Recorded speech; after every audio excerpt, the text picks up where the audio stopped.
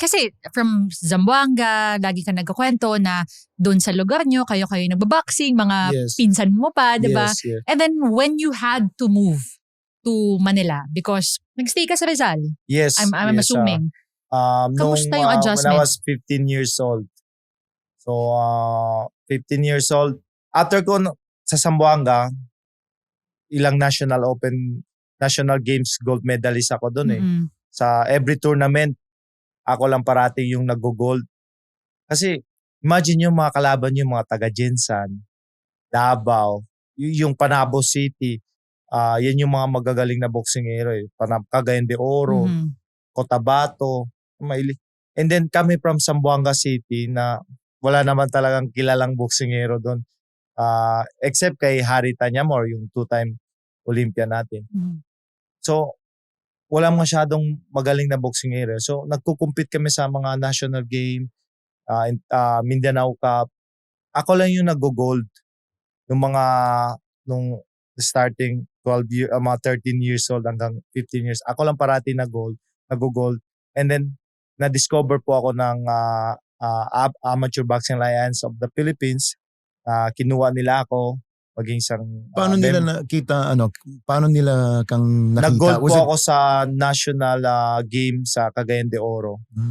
15 ka nito. 15 years So old. si Abap, nag-reach out sa'yo, dinala ka sa Manila for the Yes. national team.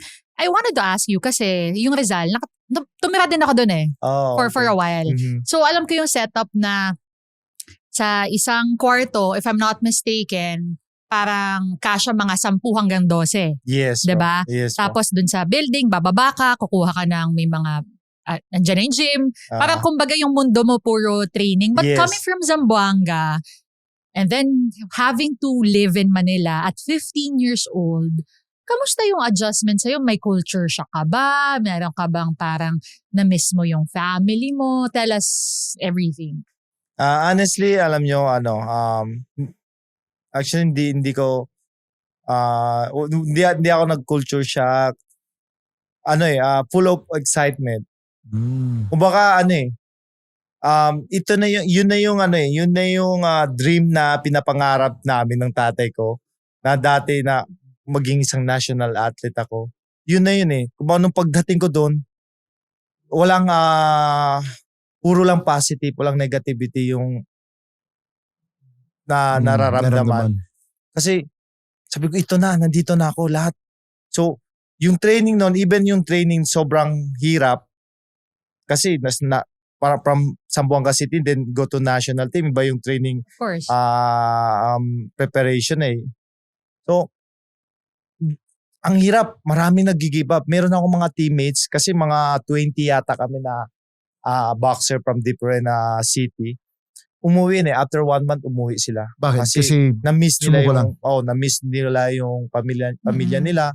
And then yung training, heavy yung training. So pero ako wala eh. Excited ako. Galing. Magandang mindset na bata eh. Excited Gusto ko yan ako. Sabi ko nandito na ako, ganon. So para kang sponge, like gusto ko talaga matuto pa. Yes, like, I wanna level up. Yung fire, nandun yung fire, like pagdating sa tagbuan, sino yung nag-uuna, gusto ko habulin, gusto ko pagdating sa training. Siya yung ganun na students. Gusto ko yan eh. As a coach, if you're gonna coach someone, you want those ones to always, and then, even rest day, may rest day kasi, di ba sa gitna ng linggo, may rest day, Wednesday, training pa rin ako, wala nang training, individual training ako, ganon. So, ganon yung fire nung time na yun. And then, after 2 months, lumaban po ako sa World Championship. After 2 months, World Championship. At 15 At 15 years old. Meron invitation na galing from Astana, Kazakhstan na merong World Championship. Lahat ng 15 years old and 16 years old. Imbitahan kami. Siguro mga 10 pasok sa weight class na yon. From the Philippines, representing Philippines. From the Philippines. And then, dalawa lang kami na nakapunta doon. So marami mga problema yung iba, hindi nag-training ng maayos. So dalawa lang kami nakapunta doon.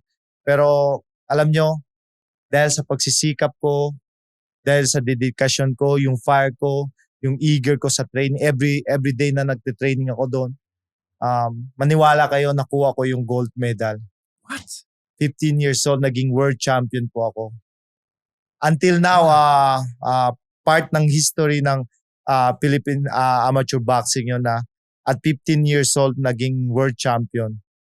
So, Walang ibang na-achieve yan? until now, wala pa. Ako pa lang yung kaunaw ng guys. World Junior champion sa amateur.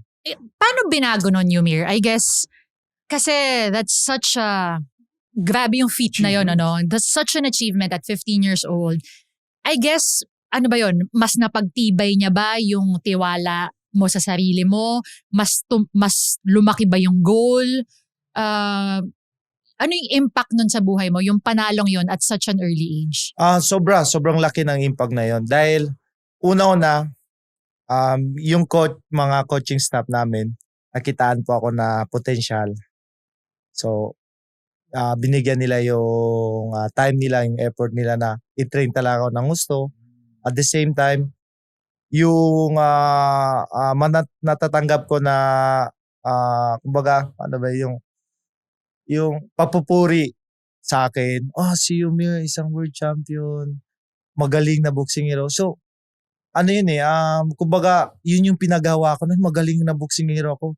So, pag lumaban ako sa mga tournament, yun yung iniisip ko World champion ako, magaling na boxing hero ako, maraming naniniwala sa akin. So, after na yun, lumaban ako, yung next tournament ko is Asian Championship. Ginawa po yun sa Subic Bay dito sa Manila, sa Subic? Zambales. Yes. Ginawa yun doon. Asian Youth. So, buong Asia. And then, nakuha ko ulit yung gold.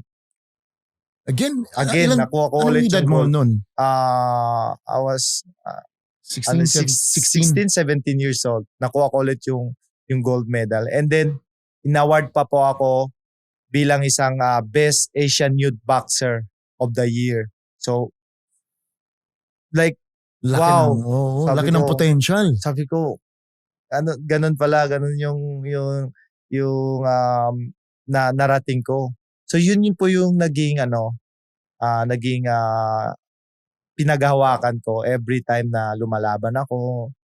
After nun, nag-SEA Games ako 2015, nag-gold medal ako, and then 17. Hindi kailangang clutch ang panunood. Head on over to Clutch Talks on YouTube, Spotify, and Apple Podcasts for the full episode.